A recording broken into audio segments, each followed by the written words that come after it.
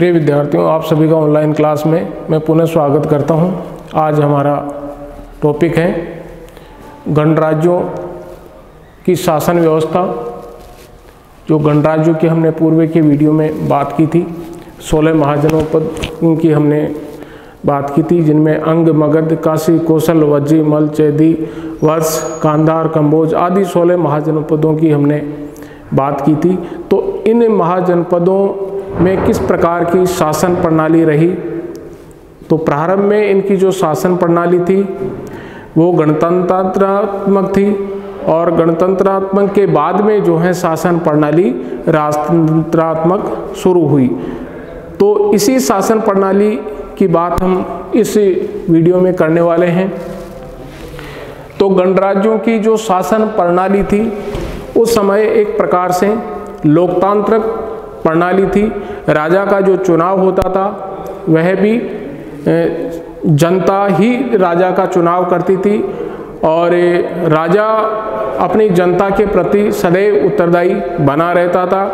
और इसके साथ ही राजा की सहायता देने के लिए मंत्री परिषद थी, और मंत्री परिषद में जो सदस्य संख्या थी वह लगभग 9 थी। वह सदस्य संख्या जो थी वह 9 सदस्य संख्या थी, और 9 सदस्य संख्या। मंत्री परिषद का काम था राजा को सलाह देना। राजा को सलाह देने के लिए उस समय में मंत्री परिषद बनाई गई थी, जो राजा को गोपनीय तरीके से सलाह देने का काम करती थी। तो इस प्रकार से गणराज्य में जो गण का जो अधिपति होता था, या गण का जो गणश्रेष्ठ होता था, या संघ मुख्य होता था, या यूँ कहें कि उसका जो राजा होता था वह गणराज्य का स्वामी था, वह मालिक था। और उस राजा की सहायता करने के लिए मंत्री परिषद थी, जिसमें लगभग 9 सदस्य होते थे, और वह राजा को सलाह देने का काम करती थी। इसके बाद में परिषद, पहला मंत्री परिषद, दूसरा परिषद। परिषद में हर गण से जो हैं सदस्य आते थे, और परिषद की बैठक जो है वो संस्थागार में होती थी। तो परिषद जो थी उसमें सभी सदस्य शामिल थे, और परिषद के प्रति जो है जो गणपति था और जो मंत्री परिषद है वो उत्तरदायी थी। तो जो परिषद की जो बैठक होती थी वो संस्थागार में होती थी, उसका जो स्थान था वो था संस्थागार। तो परिषद की बैठक संस्थागार भवन में होती थी। बड़ा भवन होता था जहां पर गण के जो प्रतिनिधि थे वो बैठते थे, और उनके बीच में वाद विवाद होता था।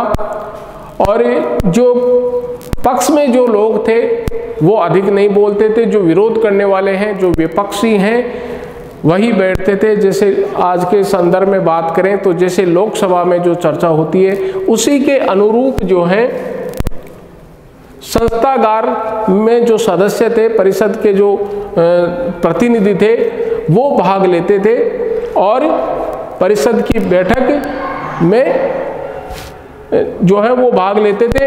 और ये जो है भवन होता था जहाँ पर जो प्रतिनिधि थे वो शामिल होते थे।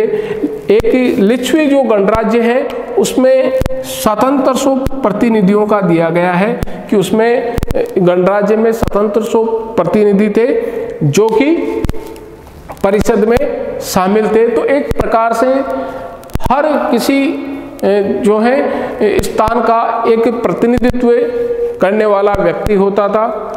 और संस्थागार में जब चर्चा होती थी, वाद विवाद होता था, किसी विषय पर जो है चर्चा होती थी, तो फिर उसके पक्ष और विपक्ष में भी वोटिंग होती थी। और वो वोटिंग जो है पक्ष और विपक्ष में करने के लिए एक अधिकारी रहता था, जो रंगीन शलाकाएं रखता था अपने पास में, एक पक्ष के लिए और दूसरी विपक्ष के लिए। तो प्रत्येक जो है शलाकाएं उनमें बांटी जाती थी और उन शलाकाओं को जो है कलेक्ट करने वाला जो अधिकारी था उसे शलाका ग्राहपक कहा जाता था। शलाका ग्राहपक उसको कहा जाता था। और इस परिषद में भाग लेने वाले जो प्रतिनिधि थे उनको आसन पर बैठाया जाता था। हर जो है प्रतिनिधि के लिए अलग अलग आसन था, तो आसन पर उनको बैठाया जाता था। और आसन पर बैठाने के लिए भी जो अधिकारी था उसको नियुक्त किया जाता था। उस अधिकारी को जो है आसन प्रज्ञापक कहा जाता था।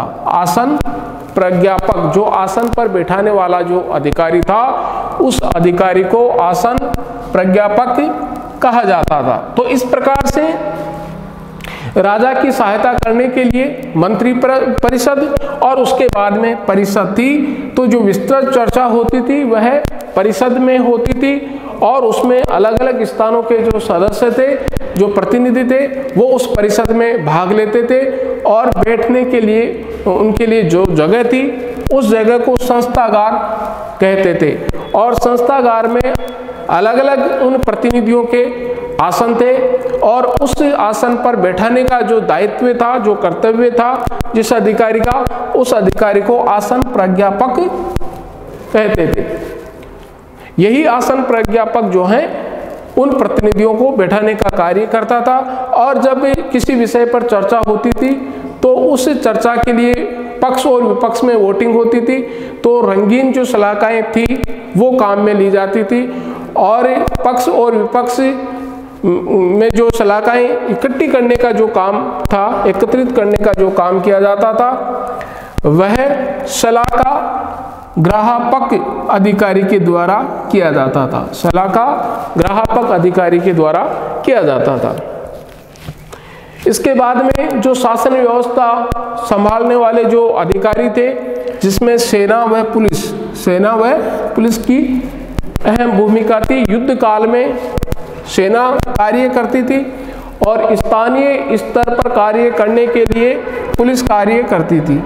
तो सेना में जो है सेनापति होता था और उसकी सहायता के लिए सेनानी होते थे।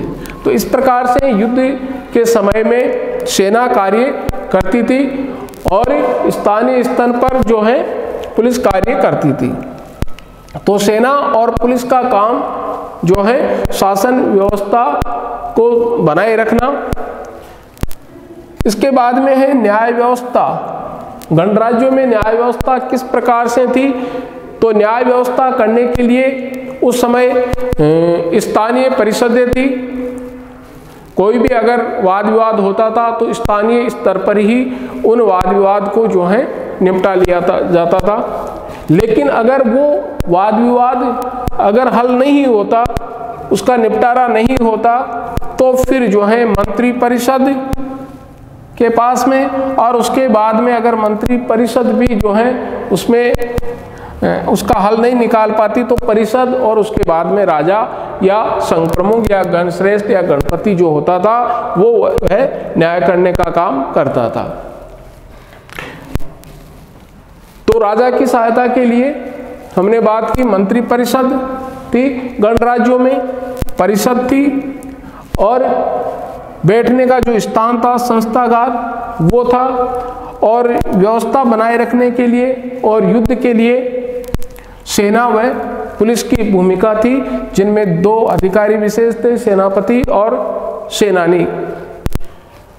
और इसके साथ में जो सेना थी वो राजव्यवस्था को बनाए रखने का काम करती थी। युद्ध करने के लिए सेना की आवश्यकता थी।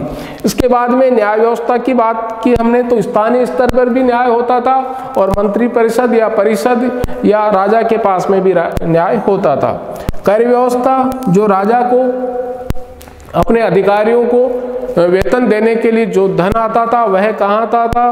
तो वह धन जो है कृषि से आता था। कृषि जो है कर लिया जाता था, भूमि पर कर लिया जाता था और वह कर राजकोष में जाकर के इकट्ठा होता था। तो इस प्रकार से कर व्यवस्था के द्वारा राजा अपने राजकार्य को चलाता था। व्यापार के द्वारा भी कर इकट्ठा किया जाता था। जो व्यापारी थे उनसे कर वसूला जाता था। व्यवसाय चलाने वाले जो लोग थे उसमें चाहे बर्तन बनाने वाला हो या फिर अन्य कोई धातु का काम करने वाला हो, उन सब व्यवसायों के द्वारा करों का जो है एकत्रीकरण किया जाता था।